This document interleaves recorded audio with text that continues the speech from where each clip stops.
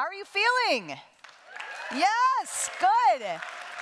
Well, I want to tell you that you're looking pretty good on Twitter. There were over 500 tweets out there. That's so great. All those good intentions out in the world. So I picked a few. I'm going to read them to you here. Isabella Bouriad says, I'll say goodnight to my electronic devices and screens and work thoughts earlier. Anybody else for that one? Yes, yes. Robert M. Becker, inspired to eat more organic, less processed foods to foster better health. Sounds, yeah.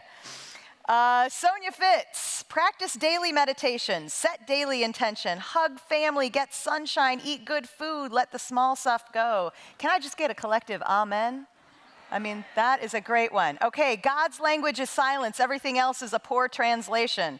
Deeply grateful for the opportunity to be guided by Deepak Chopra. Tears flowing from my eyes, an indescribable experience. Eileen Jenna says, what a beautiful morning to remind us all who we really are. We are not business owners or employees, but citizens of the universe and beautiful souls sharing the same air. So lovely. Yeah, you can clap. I like claps. We're all into that. Okay, Adrian Augustus just saw Dr. Deepak Chopra live, setting personal intention to live my life authentically, intentionally, honestly, and fiercely. Like that one. Clara Perez says, everything is built of endless opportunities, including you. Jaren Chu says, wow, Jack Kornfield's guided meditations were the most mind-blowing, compassionate, centering, and connecting experience I have ever had at a conference. I can't wait to practice this regularly. I hope to see you next year at Dreamforce. Man, Jaren, we want to see you next year at Dreamforce too. Heather Geisert, I am ready to grab my own oxygen mask first and not give it to the obnoxious roommate of perfection in my head. And last but not least, Jennifer Johnson Di Loretto, definitely going to adopt this tactic of freeing up time and mental space from Arianna Huffington. I have this rule that I can complete a project by dropping it. I love that one. A lot of you actually tweeted about that. Okay, so we have had one heck of a week here, folks. 2,700 sessions, rocked out with Metallica and Janet Jackson, networked our faces off. I am pretty grateful, and my heart is really full to be able to close this week with you with the Monastics from Plum Village. So in my role, I actually get to partner with the Monastics quite a bit because we're really working hard to bring more mindful practices into Salesforce. And these are some of the most loving and wise and kind human beings I have ever met. So they're going to join us today. We're going to be led by Brother Ocean, Sister Reverence, and Sister Dedication. And they are going to share their words of wisdom with us. They're going to lead us on a guided meditation. And then we're all going to close with a chant.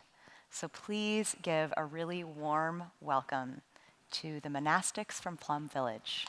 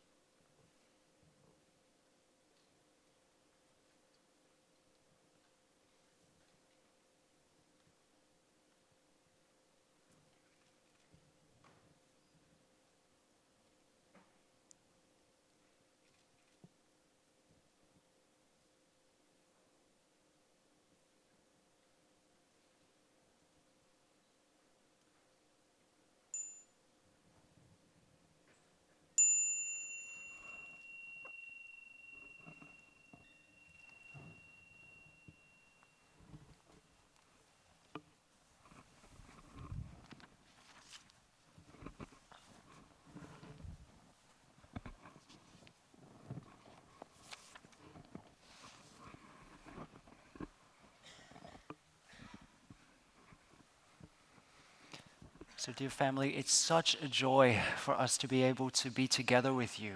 We've had the opportunity to build community, to build ohana together over the last few days. It's been such a delight walking around, sitting, breathing together with everyone. How are you all doing? Let me ask it again. How are you all doing? Okay.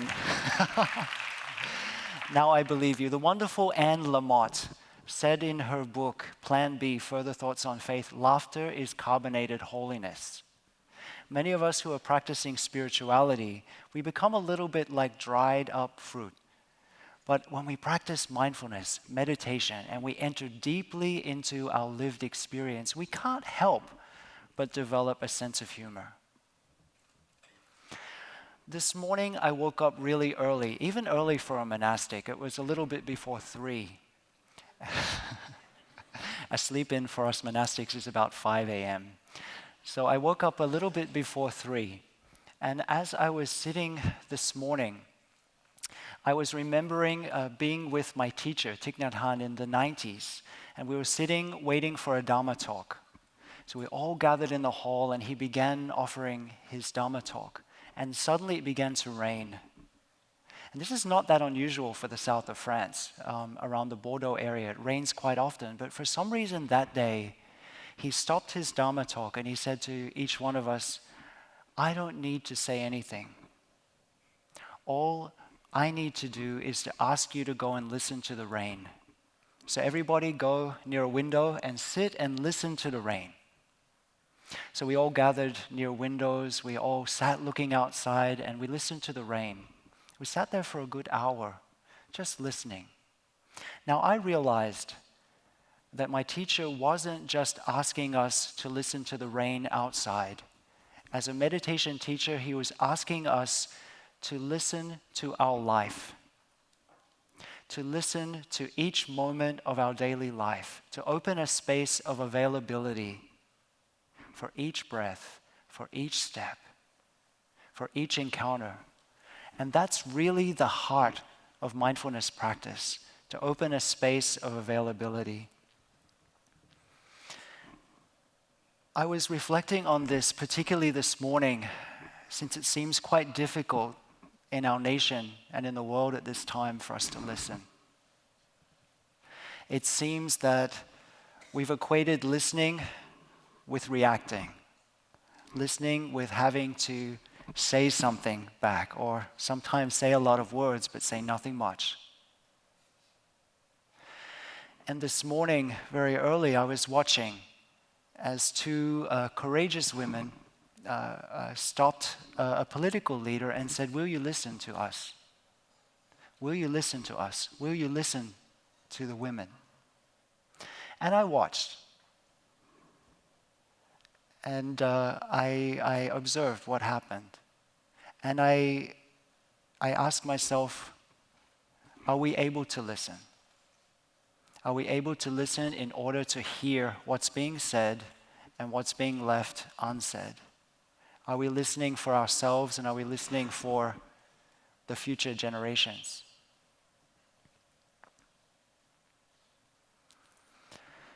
I remember one of the great teachers, Audre Lorde. She said that we must commit ourselves to a future that includes each other, and that none of us are safe until all of us are. When we think of listening, we think of listening to communities, listening to women, listening to people of color, listening to the LGBTQ community, and this is essential work. And if nothing else, over the last 2 years, I've realized that for so many years we've been expecting others to do our work for us. Our political leaders, our spiritual leaders, and the invitation of this moment is for each one of us to do the work. What does it mean to listen? Are we able to listen, first of all, to open a space of availability for what's taking place within us? If we can do that, listen to ourselves, listen to our loved ones, listen to our children, listen to those in our own community, then there's a chance that our political leaders will hear us. We can't expect them to listen if we can't offer that gift to ourselves and to those around. For me, that's the invitation of this moment. I actually, as I sat there this morning, there was a poem that my teacher wrote back in the 60s when Ben Tre in Vietnam was bombed, and the army leader, the general, said we had to destroy the town in order to save it. He wrote a poem called For Warmth, and I think many of us here in this room and many watching this will resonate with this poem. I hold my face in my two hands. No, I'm not crying. I hold my face in my two hands to keep the loneliness warm. Two hands protecting, two hands nourishing, two hands preventing my soul from leaving in anger.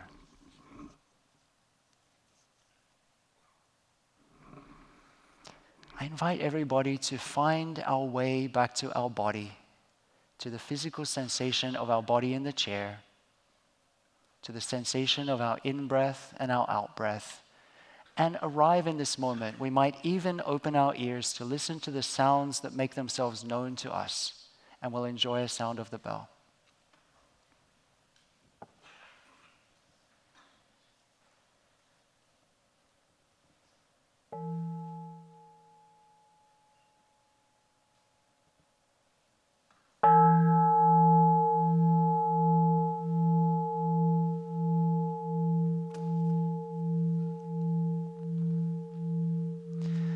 As meditators, as Buddhist practitioners, we love questions. In fact, most of the Buddha's teachings came about because somebody asked the Buddha a question.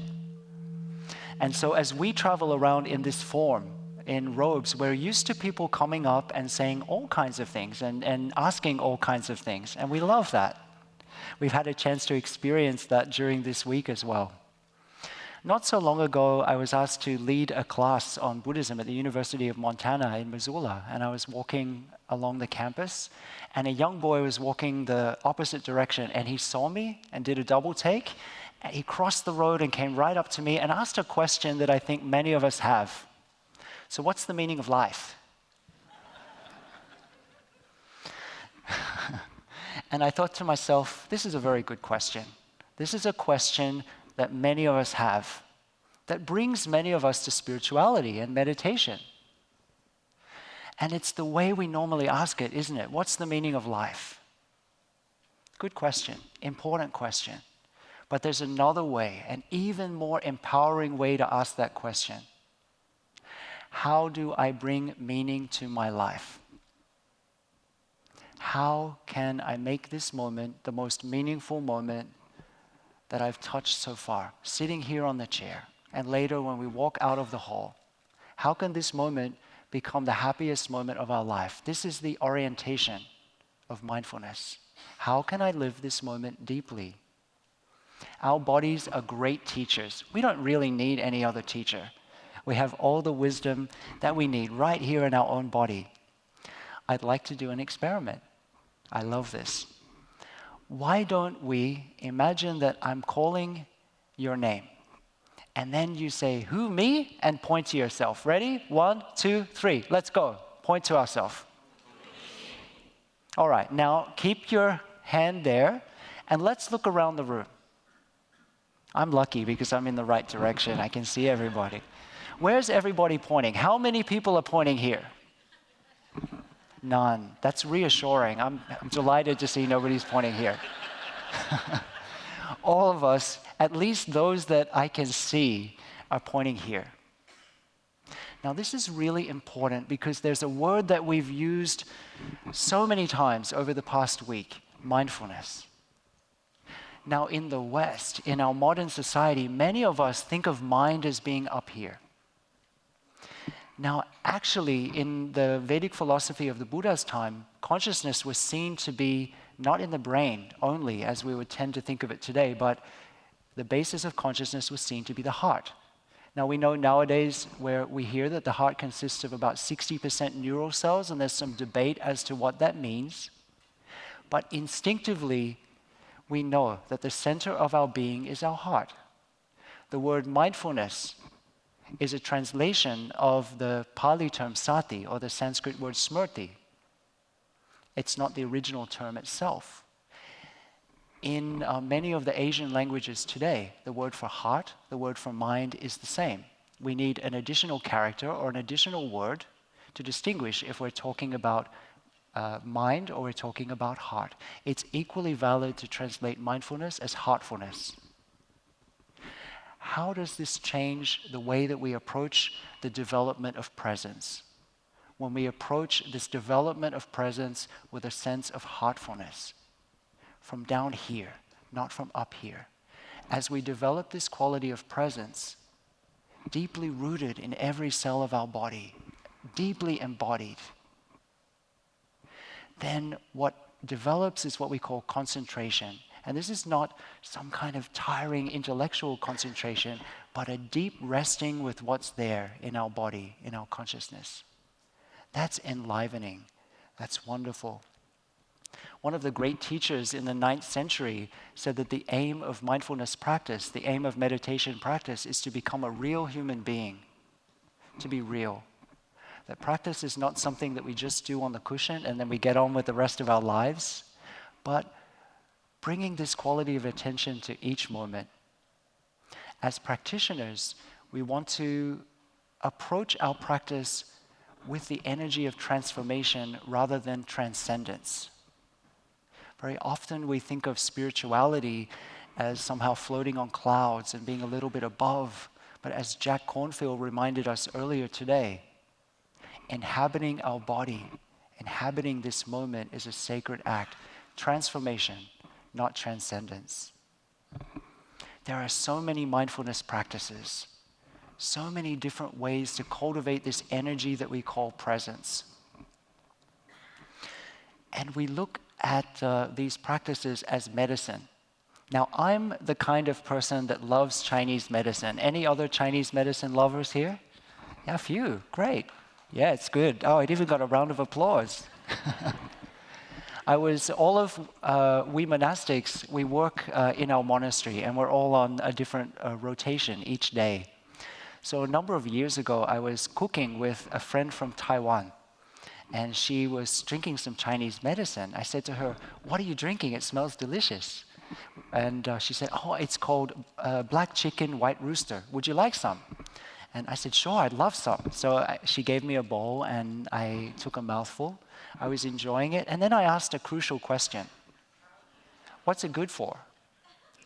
And she said, "Women's trouble."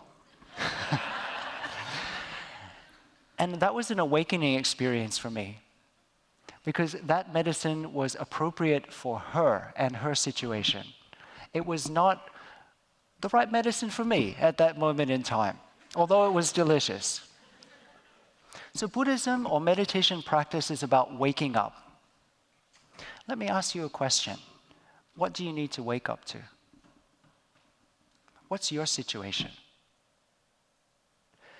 The Buddha said something interesting after he woke up. He didn't say, "Oh, you know what? I'm the only person in the world that can wake up and develop this compassion, this open heart." He said, "You know what? Every single living being has this capacity. Every single person, even you, have this capacity.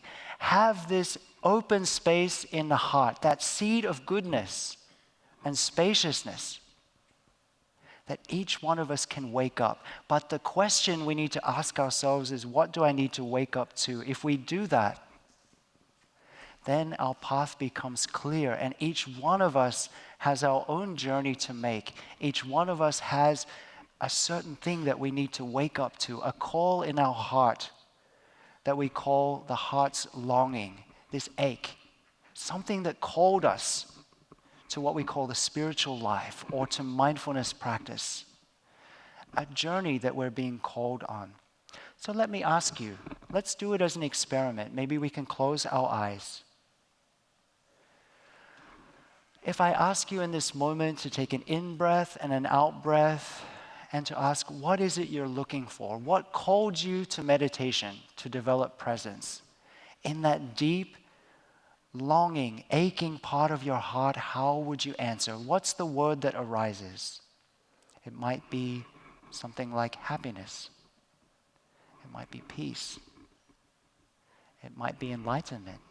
It might be something like, I want to transform my anger. Whatever word or phrase comes up, just allow it to be there.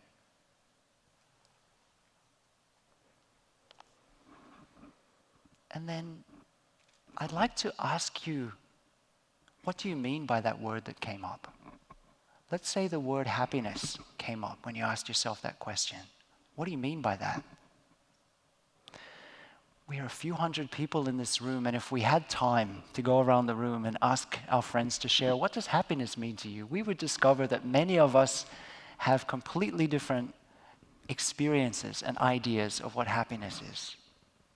Very often, when we ask ourselves a deep question, we stop at the big word. We don't sink down into what we mean by that. What's our lived experience? If we touch our lived experience, we ask ourselves the next question: can I touch it in this moment? Our idea of what happiness, what peace, what liberation, whatever word or phrase arose is, can prevent us from touching it now. The Dhamma or practice is described as being immediately useful and effective. My teacher says we know that we're practicing meditation correctly if we immediately feel a relief. It's not something that we need to struggle for 10, 20, 30 years, and then somehow, someday, we'll get there, wherever there is. But we need to be able to touch it right now, to breathe in such a way that this is the most delicious breath we've ever taken. To sit in such a way that this is the happiest moment we've ever experienced. To walk as a free person. That's somebody that can change the world within and the world around. Are they different or are they the same? The core insight of Buddhism is that very often we don't recognize what's already there. And one of the functions of mindfulness, this generating of presence, is the capacity of recognizing, of seeing things clearly. There's a delightful story of the Buddha just after he woke up going into a nearby town on an alms round. So he was walking on alms round, and a townsperson, a young potter, saw the Buddha walking and saw that he was walking mindfully and smiling and quite free, and said, "So what are you then?" And the Buddha said, "Well, I'm a fully enlightened one. I'm the Buddha." And the potter looked at him and said, "Whatever," and then walked off. There, right in front of him, was the Buddha, that which he was searching for, and he was unable to see it. Would we recognize happiness, peace, joy, if it was right there? What would it feel like? So we walk in such a way, we eat in such a way, we breathe in such a way that that which we're looking for is available for us, and that is something that's possible. Engaged practice, the practice of my tradition, means choosing to use the absolutely ordinary circumstances of our daily life as a practice.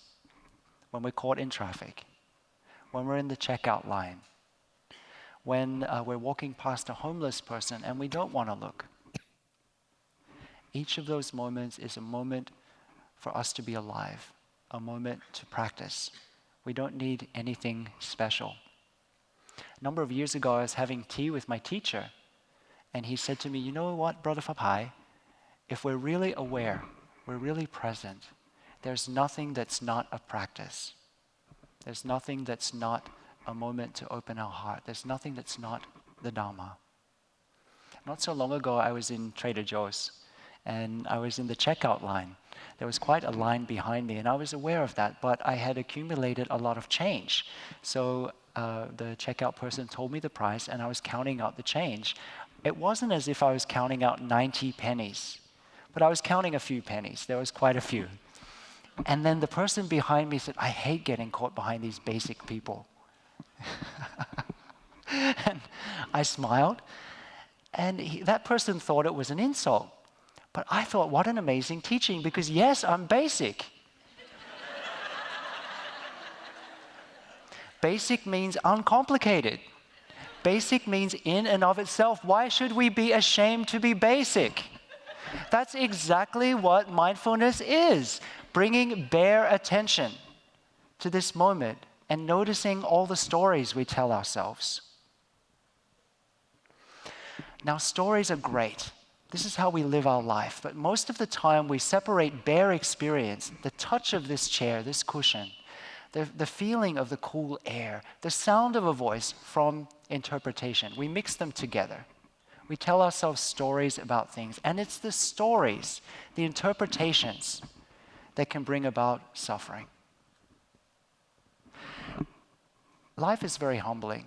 I had a chance to visit Plum Village after 7 years of absence. I went over 3 years ago to visit Plum Village, and I spent 2.5 months in Plum Village, and I enjoyed so much being in the spring. We don't have a lot of spring in Southern California, so I was enjoying the green leaves and the fresh air, and especially the grass. There's a pond, a lotus pond, in the upper hamlet where I was staying, and on that lotus pond there were some ducks floating around. And I spent many joyful and delightful hours while I was in Upper Hamlet looking at those ducks, thinking things like, isn't nature wonderful? Those ducks are always together. It's so touching. I would sit there, and at the end of my stay, I was having tea with one of my older brothers, and he said, what did you enjoy the most? I said, the ducks on the pond. They just must love each other so much. They're always together. It's so beautiful. I love nature. And he started to laugh. And I said, what's wrong? What's wrong? He said, Brother Phap, they're styrofoam.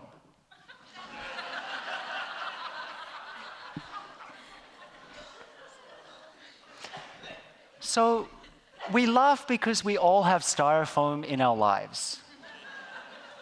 So I'd like to ask each one of us, when we leave this hall this afternoon, to practice looking at those things that we think are real, the styrofoam in our lives that we think is real.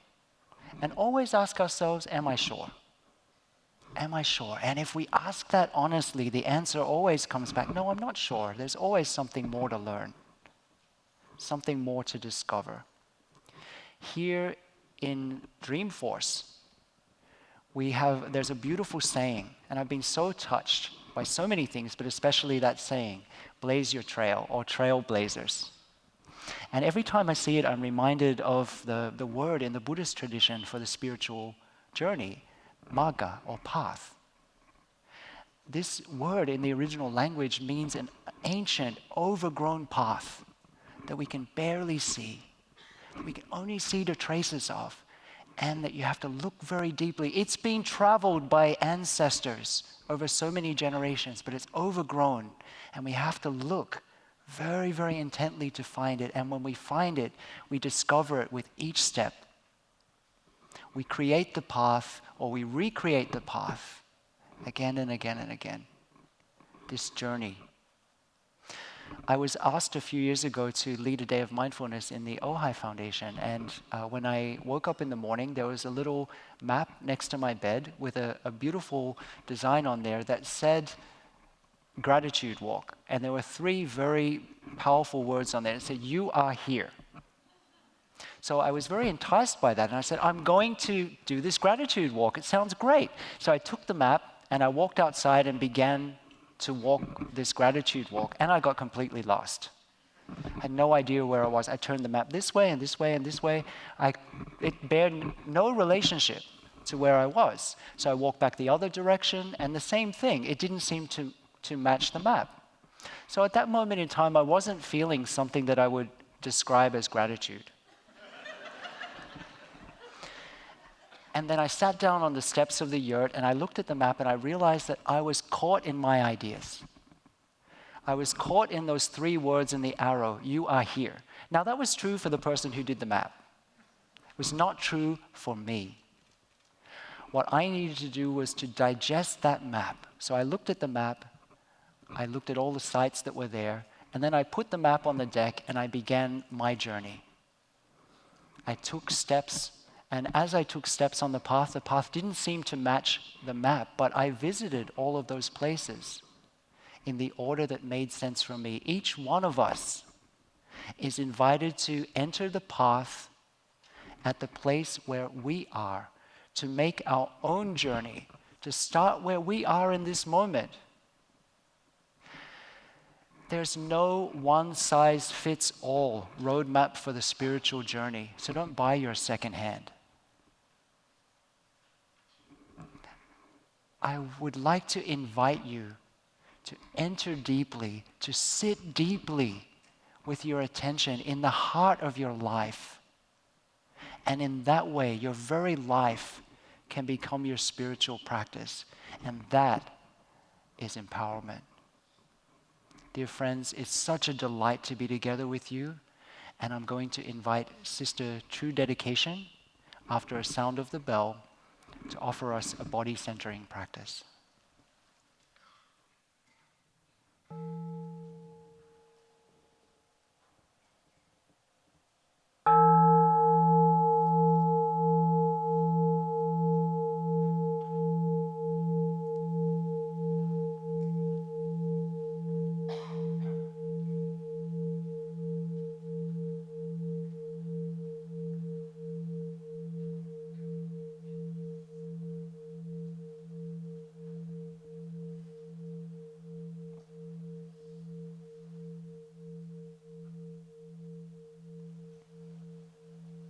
As we breathe in, let us be aware that we are breathing in. And as we breathe out, let us be aware that we are breathing out.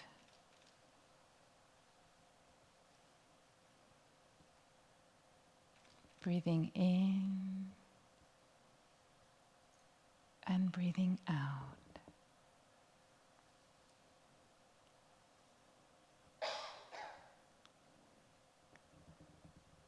Breathing in, becoming aware that we are alive, full of life. Breathing out, smiling to life within us and around us.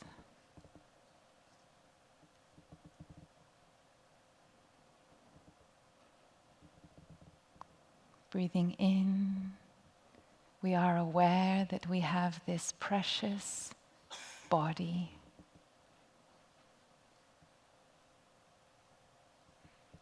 Breathing out, smiling to our body.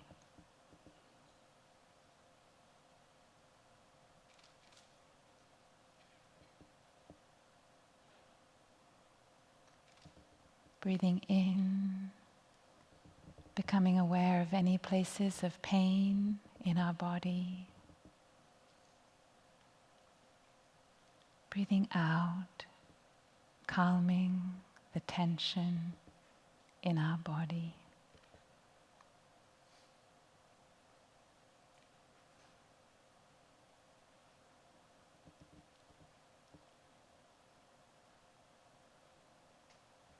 Breathing in, connecting to our heart and to our feelings. Breathing out, listening deeply to our heart, to our feelings.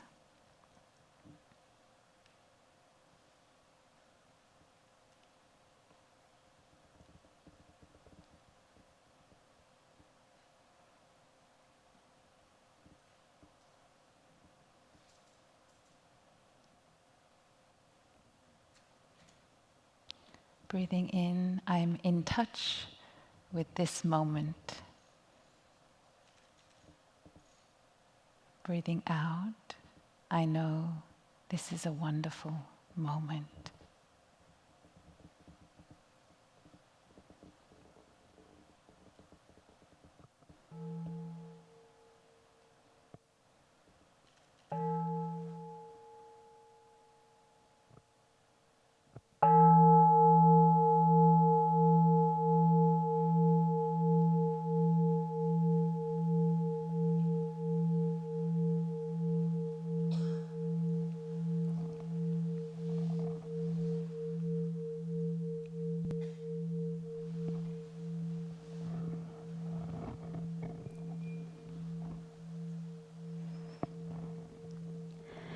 Good afternoon, ladies and gentlemen.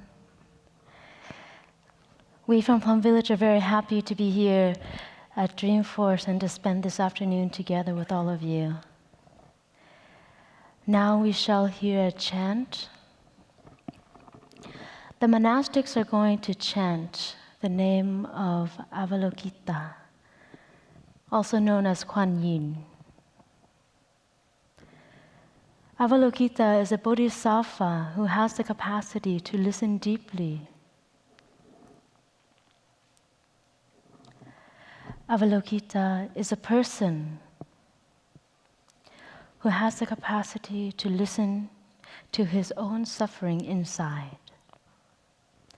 And because of that, he could understand the roots of suffering inside of him, and from that understanding, compassion is able to arise. And he experienced transformation and healing by listening to himself. Having understood his own suffering, he was able to look at the people around him and see their suffering and understand them and have compassion for them also. Avalokiteshvara practiced listening to the suffering of others in order to help them transform and to heal. The monastics are going to chant the name of Avalokiteshvara, and while chanting, they try to touch the suffering inside of them. Because each and every one of us, we all have suffering. The suffering in each of us also reflects the suffering of the world. Because we are part of the world. We are all walking through this life together. Many of us do not want to go home to ourselves. We try to run away from ourselves by way of consuming. We consume television, magazines, books, music, even food, to try to cover up a sense of loneliness and suffering and pain and sorrow that lies deep within our heart.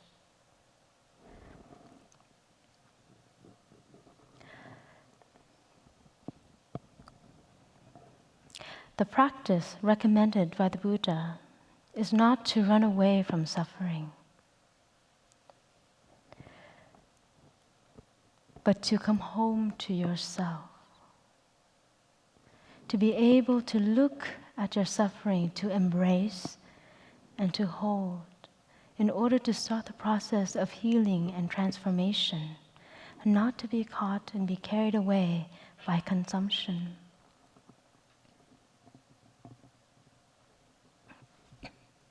Understanding suffering will show you the way of transformation and healing.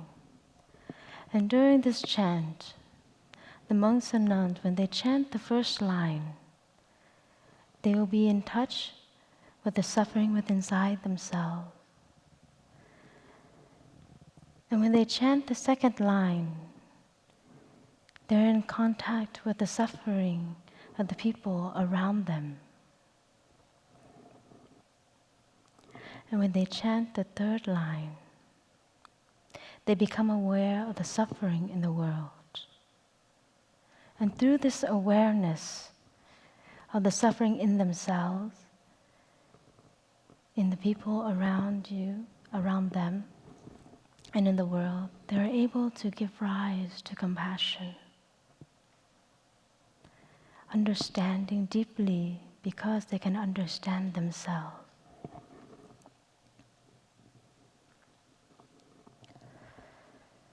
By chanting with mindfulness, they produce together the energy of mindfulness, concentration, and compassion.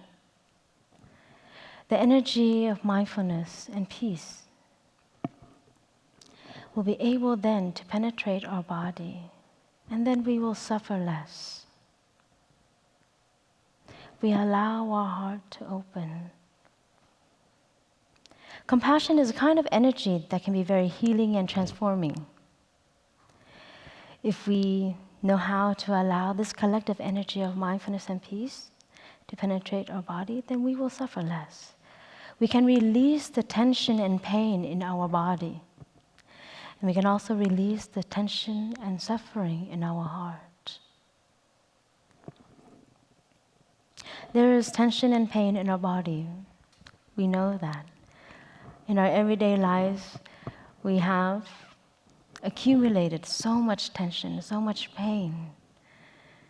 But at the same time, we also accumulated suffering of sorrow and despair. And if we have some pain or sorrow or fear, despair in our heart, we may like to open our heart so that the collective energy of the community can penetrate and help hold this block of pain and sorrow inside of us. In this room, in this auditorium, in this theater, together with the monks and nuns, to say, here is my pain. Here is my sorrow. Please hold it with me, and to please transform it with me. So you are not alone. You are not alone when you are facing your fears or facing your sorrow and despair. Collectively, if we generate this energy of mindfulness and compassion, we can hold each other and to allow our heart as one body to transform and to heal. This is a practice. It is not a prayer. And with every moment of this meditative practice on compassion, being able to listen deeply within yourself, to understand the roots of your suffering, and to give rise to compassion for yourself, you'll be able then to give rise to compassion and understanding for another person, whether that person is your spouse, your partner, your boss, your colleagues, because you're able to understand deeply yourself and to allow yourself to transform and to heal.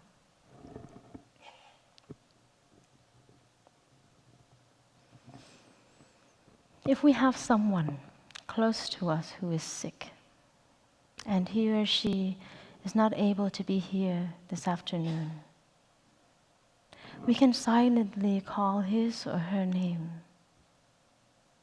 and to allow this collective energy in which we generate together while practicing this meditation to penetrate into the cosmos and into them. And even though they are not physically here, they will be able to receive this energy of compassion, and they will feel a lot better. Within a few minutes of listening deeply and looking deeply inside of yourself, allowing yourself to heal the tension in your body and your heart, you will be able to feel a lot better. So let us join in the practice and allow ourselves to be relaxed and allow the collective energy of the community to penetrate into our body, our mind, and our heart.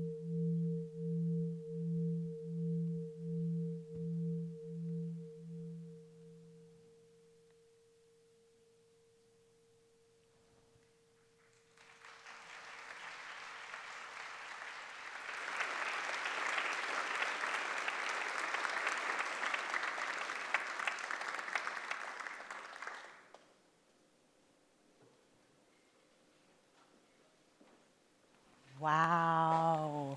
Wow. I'm not going to try to top any of that. But what I will say is I just want to give such a heartfelt thank you to you for spending your day with us. If we go back to that original thing this morning when we were looking for those sparks of inspiration, I hope you found them. I hope you sing them. I hope you meditate on them. I hope you sleep on them. Not if they're on your phones. Take your phones out of the bedroom. And we will really look forward to seeing you again next year. So thank you for coming. Safe travels, everyone.